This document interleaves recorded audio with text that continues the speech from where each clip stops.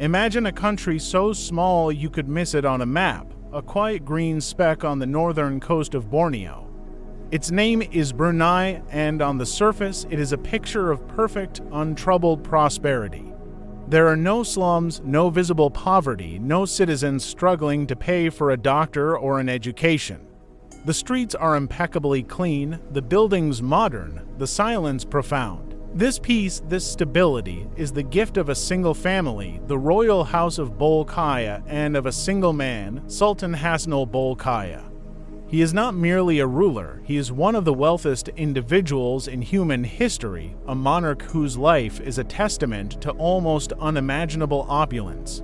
Yet, beneath this golden surface, there exists a different reality, a complex and often tense negotiation between divine law, royal authority, and the human desire for a simple life. This is the story of a kingdom built not on sand, but on a foundation of oil, faith, and an increasingly unyielding vision of tradition. To understand the present, you must first witness a spectacle that defined it. Not long ago, the world was invited, through dazzling photographs and breathless reports, to the 10-day wedding celebration of the Sultan's daughter, Princess Azima. It was not merely a ceremony, it was a declaration of a dynasty's power writ in gold leaf and diamond. The bride was a vision in garments woven with real gold thread. The guests feasted on banquets that stretched for miles. Every detail, from the decorations to the jewels, spoke of a wealth so vast it seemed to belong to the age of caliphs and ancient empires, not the modern world. For those 10 days, Brunei was a fairy tale kingdom. And this, the Sultanate whispers to its people and to the world, is the splendor your loyalty and your nation's resources can sustain. This glory is your reflection, but a reflection, by its very nature, shows only one side. The other side is governed by a different kind of conviction.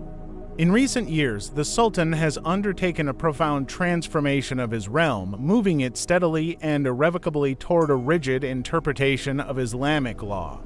The nation has fully implemented Sharia law, a legal system that reaches into the most private corners of human existence. Alcohol is completely banned and cannot be found anywhere within the borders. Celebrations like Christmas are discouraged in public. And for certain acts deemed criminal under this code, the punishments are severe and medieval by modern standards, flogging for acts like adultery, the amputation of a hand for theft, and death by stoning for sodomy. The Sultan speaks of this not as repression, but as a pious duty, a divine mandate to cleanse and protect the moral fabric of the nation. The police are watchful, a climate of quiet vigilance settles over the lush landscapes. The fairy tale castle, it seems, has very high walls and very strict rules.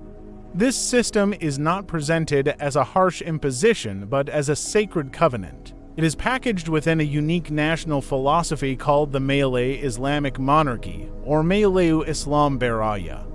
This philosophy is taught in every school and echoed in every public address. It states, in essence, that to be a true citizen of Brunei is to be Malay, to be Muslim, and to be unquestioningly loyal to the Sultan.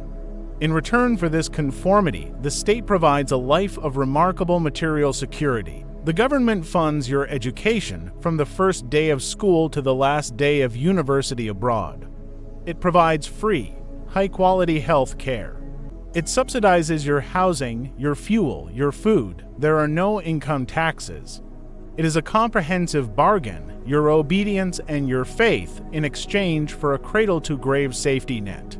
For the majority who accept these terms, life is comfortable, secure, and predictable. But what of those who exist outside this neat triangle of Malay identity, Islamic faith, and royal allegiance? The cracks in the golden facade begin to show here. Deep in the interior rainforests of Brunei live indigenous tribes such as the Penan people.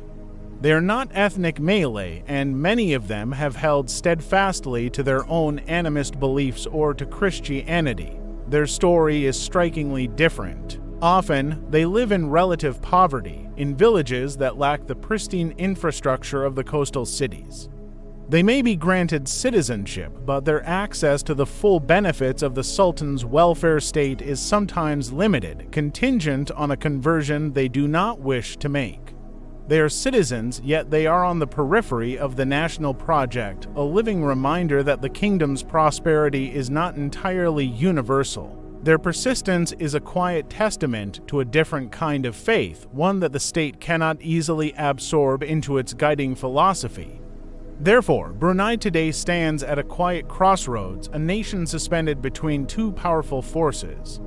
On one side lies the tremendous wealth and modernity bestowed by its vast oil and gas reserves, wealth that builds monumental mosques with golden domes, funds sovereign wealth accounts for future generations, and creates a population that is educated, healthy, and materially content.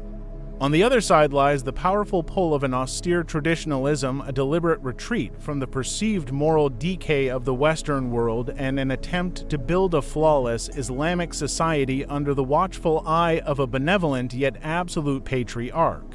The Sultan, now an elderly man, seems to be shaping his legacy not just as a collector of palaces and cars, but as a moral architect building a citadel of faith for eternity. The people of Brunei navigate this space every single day. They enjoy freedoms from economic worrying that billions on the planet would envy. Yet, they simultaneously live with a network of social and religious restrictions that govern their personal lives with deep intensity. There is no public dissent, there is no political alternative. The path forward is a single path, laid out by one man's vision. So, the world watches this small, wealthy, enigmatic nation. It is a grand experiment, a question posed in the humid tropical air. Can a society truly buy both earthly paradise and heavenly virtue? Can absolute material security peacefully coexist with absolute moral authority? For the citizens of Brunei, this is not a philosophical debate. It is the quiet rhythm of their daily lives, a rhythm played out between the call to prayer echoing from a golden minaret and the silent, watchful gaze of the palace on the hill. The story of Brunei is not one of revolution, but of a profound and carefully managed equilibrium, where every gift has its condition and every rule has its reward. It is a story that continues to unfold in silence and in gold.